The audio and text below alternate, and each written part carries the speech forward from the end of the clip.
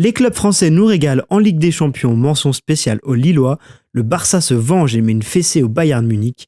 Les Français étaient sortis en NBA pour cette seconde nuit de match aux États-Unis.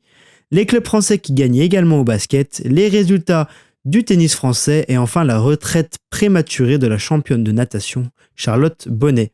Salut, c'est Hugo, j'espère que vous allez bien. Nous sommes le jeudi 24 octobre 2024 et on discute ensemble des actualités sportives du jour sur le Combo Sportif.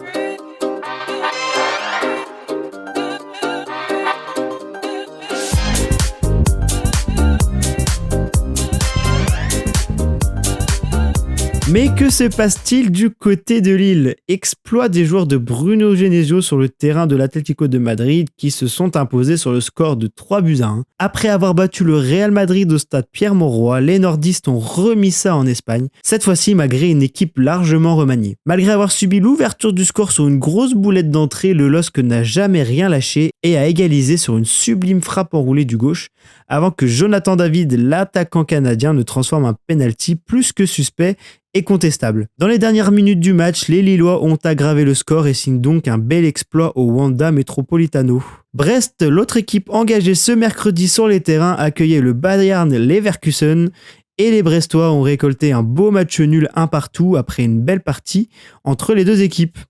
Avec 7 points, les Bretons occupent le haut du classement de cette Ligue des Champions. Le bilan de cette journée pour les clubs français est plus que satisfaisant avec 2 victoires et 2 matchs nuls. Ce soir, la Ligue Europa avec Nice et l'Olympique Lyonnais qui reçoit Beşiktaş dans un match sous haute tension. Dans les autres rencontres de la soirée en Ligue des Champions, le Barça a infligé une lourde défaite au Bayern Munich.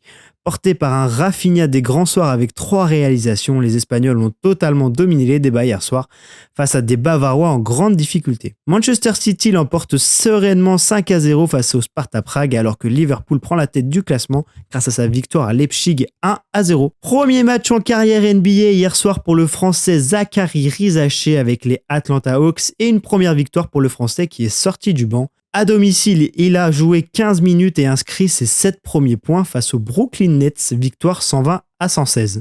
Gershon Yabusele a également foulé les parquets hier soir pour son retour dans la Ligue nord-américaine après des Jeux Olympiques plus que réussis pour l'ancien de Madrid.